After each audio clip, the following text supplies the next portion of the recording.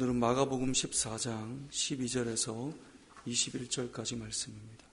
예수님을 믿고 살아가는 우리들이 가지는 고민은 믿지 않는 사람들이 살아가면서 가지는 현실적이고 일반적인 고민과 사실 다르지 않습니다.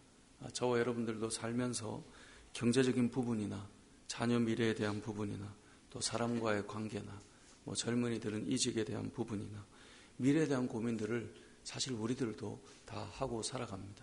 물론 우리는 그 안에서도 하나님의 나라와 그리스도의 영광을 위한 고민들이 담겨 있지만 현실적인 고민들을 우리도 다 하고 살아갑니다. 오늘 본문에 등장하는 제자들도 마찬가지였습니다.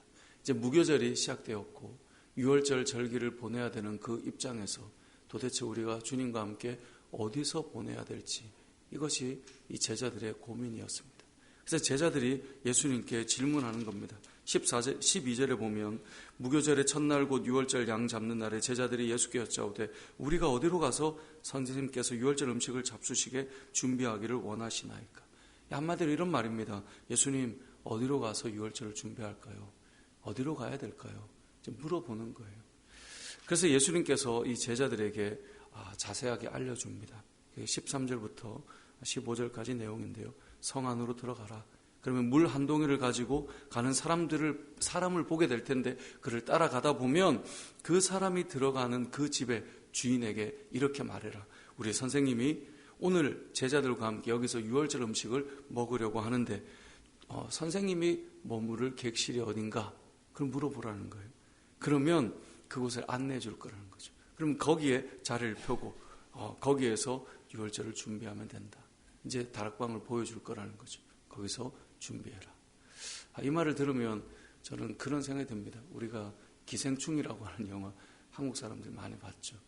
거기에 보면 아들에게 너는 다 계획이 있구나. 이게 엄청 유행이었지 않습니까? 너는 다 계획이 있구나. 그런데 성경을 보다 보면 주님께서 아니 이걸 이렇게 너무나 세밀하게 다 알려줄 정도로 주님은 다 계획이 있구나. 주님은 다 계획이 있구나. 우리 앞에서도 보았지만 예수님께서 나귀를 타실 때 어디 가서 어떻게 해서 이렇게 하면 나귀를 줄 거다.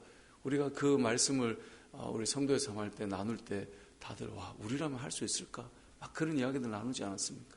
근데 주님은 다 계획이 있는 거예요. 주님은 다 생각이 있는 거죠. 하나님께서는 다 계획이 있으세요. 저와 여러분이 생각하는 고민들 하나님 지금 다 날짜가 임박했는데 어디서 어떻게 하면 될까요? 라고 질문할 때 하나님께서 우리에게 이렇게 해서 이렇게 가면 너가 될 거다 라고 하는 그 말씀이 사실 오늘 본문에 나오는 말씀입니다. 주님께서는 계획이 있으십니다. 사람들은 여러 가지 일들로 고민하고 걱정하기도 합니다. 근데 저도 목회를 하면서 개척을 시작하고 이렇게 한 걸음 한 걸음 걸어오면서 목사에게 현실적인 고민이 없을까요? 당연히 있어요. 당연히 있고 거기에 대한 고민들 속에 어떤 사람과의 관계십과 이런 것들이 얽히고 설키게 되면 하나님께서 나를 왜 부르셨는가? 나는 가야 될 방향이 무엇인가를 놓친 채 방황하는 마음들이 밀려들어올 때도 있단 말이죠. 근데 생각해보면 주님은 다 계획이 있어요. 사람이 말하는 계획과 사람의 거창한 이야기로 교회가 흘러가거나 이게 아니고 주님은 다 계획이 있으신 거예요. 우리를 부르셔서 우리를 통하여서 우리 안에서 역사하실 것이 무엇인지를 하나님께서는 계획하고 이끌어 가시는데 그 가운데 계획이 있으니 걱정하지 마라. 우리는 그 사실을 믿고 걸어가는 사람이 되어야 된다라는 것입니다. 그래서 우리는 물어보는 거예요. 주님, 어디로 가야 됩니까? 어떻게 해야 합니까? 무엇을 해야 합니까? 물어보는 것이죠. 그때 주님께서 우리에게 알려주시는 길들이 있고 그 걸음을 향해 우리는 나아가게 되는 것이죠. 그렇게 해서 다락방에 모였습니다. 6월절 절기를 보내게 될 텐데요. 이제 내일 본문이 본격적으로 떡을 떼고 잔을 나누는 장면이지만 그 전에 주님이 하셨던 말씀이 있어요. 뭐냐면 18절에 보니까 다 앉았는데요. 은혜로운 말씀부터 하면 얼마나 좋아요. 그런데 18절에 보니 예수님께서 이렇게 말씀하세요. 내가 진실로 너에게 이르노니 너희 중에 한 사람 곧 나와 함께 먹는 자가 나를 팔 것이다. 이거 얼마나 센 얘기입니까?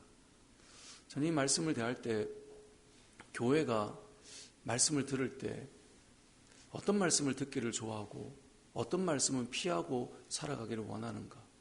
최근에 제가 한 젊은 목사님, 젊은 저도 젊지만 저보다 더 젊은 유튜버 목사님인데요. 되게 단호하고 말씀을 전하고 길을 안내하는데 엄청 도전이 되더라고요. 내가 사역을 하면서 최근에 한 제자에게 전화가 왔어요. 이런저런 얘기를 나눴는데 목사님 한번 찾아가겠습니다. 제자들이 저에게 보통 해주는 말이 있어요. 목사님 많이 고민이 되지만 목사님이 생각나서 전화를 했습니다. 그 친구는 저에게 어떤 말을 듣고 싶을까요? 아이고 힘들었구나, 마음이 많이 아팠지, 그 말을 들으려고 전화하지 않았어요. 이 상황에 제가 무엇을 해야 될까요, 목사님? 들을 수 있겠니? 라고 말은 하지 않았지만 필요한 이야기들을 쭉 해주다 보면 제자들이 항상 저에게 해주는 말이 있어요. 목사님 그 말씀 하실 줄 알았다고. 근데 그 말이 다시 한번 듣고 싶었다고. 우리가 가야 될 길 속에 주님께 주시는 말씀 중에 우리는 놓치는 것들이 있어요. 내가 듣고 싶은 말들을 우리는 늘 생각하지만 주님이 정말 우리가 주셔야 될 말씀을 듣는 것이 그게 정말 우리에게 필요한 말씀인 거예요. 나를 긁어주는 말을 해줄 수 있는 그 말들을 찾아다니는 것이 아니라 내가 이 말씀으로 버티고 싶은데 주변은 다 그렇게 얘기하지 않아요. 근데 대화를 해보니 목사님 말씀이 맞아요. 근데 그렇게 말해주는 사람이 점점 없고 그래서 다시 한번 용기 내려고 전화했다고. 한번 찾아뵙겠다고. 여러분 오늘 이 말씀 그냥 떡을 나누고 잔을 나누며 좋은 말씀만 해주면 얼마나 좋겠어요. 그런데 예수님께서는 너무나 불편한 말로 시작해요. 이 중에 한 명이 나를 팔 것이다.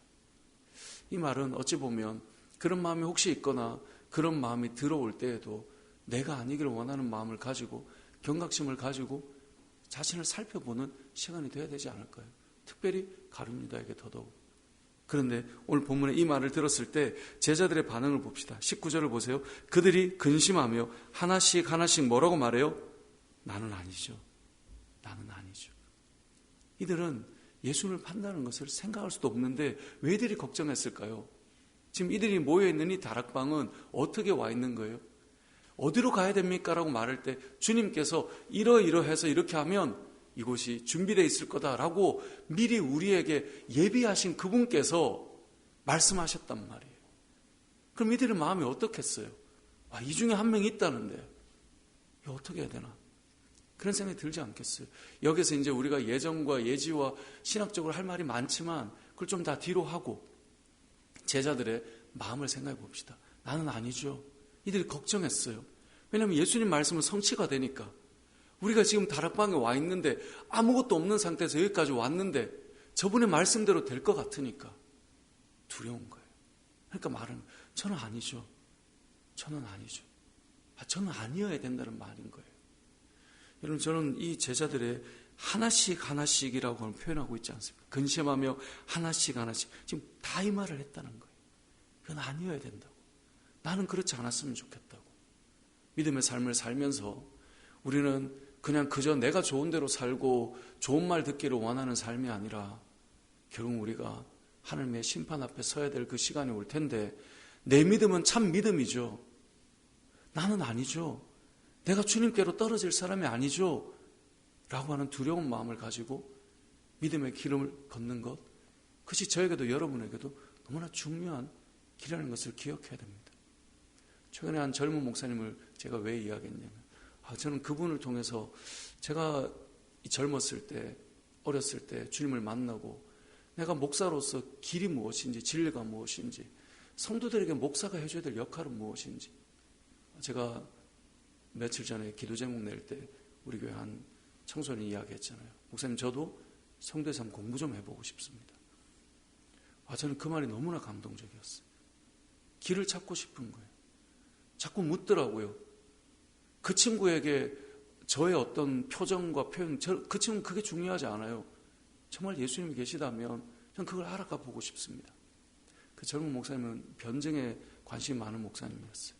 요즘 많은 젊은이들이 진리에 대해 고민을 하고 있는데 그것에 대한 이야기를 하는데 제 마음도 막 뜨거워지더라고요. 내가 할 일은 무엇인가? 나는 성도들에게 예수가 소망이고 예수가 길이고 우리 인생에 정말 무엇을 찾고 나아가야 되는지를 나는 얼마나 그것을 외치고 있는가? 난 도대체 무엇에 에너지를 쏟고 무엇의 마음을 가지고 살아가는가? 문을 열고 들어온 사람에게 정말 인생의 길이 무엇인가를 묻는 자에게 답을 줄 수 있는 목사고 답을 줄 수 있는 성도들을 세워나가고 있는 것인가? 아니면 괜찮아, 걱정 마, 우린 다 잘 돼. 도대체 이게 무슨 말을 하고 있는 것인가? 정말 우리에게 소망이 무엇인지, 진리가 무엇인지. 나는 아니죠. 나는 여기서 이탈되면 안 되는데 도대체 생명은 무엇이고 그 길은 무엇입니까? 라고 말할 때 예수 그리스도의 복음과 생명의 길과 이 은혜들을 나누고 걸어갈 수 있는 그 길을 보이고 있는 것인가? 그럼 우리는 함께 모여서 우리가 함께 나눌 때 생명이 무엇인지, 우리가 벗어날 사람은 아니기를 원하는 근심하는 자들에게 우리가 무엇을 알리고 가야 되는지, 그런 고민들을 해볼 수 있어야 되는 것입니다. 최근에 친한 노예 목사님이 우리 교회 성경 공부 교재를 가져갔어요. 이제 그걸로 해보려고 이렇게 하는데, 이제 제가 2권을 이제 줬거든요. 자녀의 삶이랑 이제 성도의 삶이랑, 그리고 이제 설명을 좀 해드렸어요.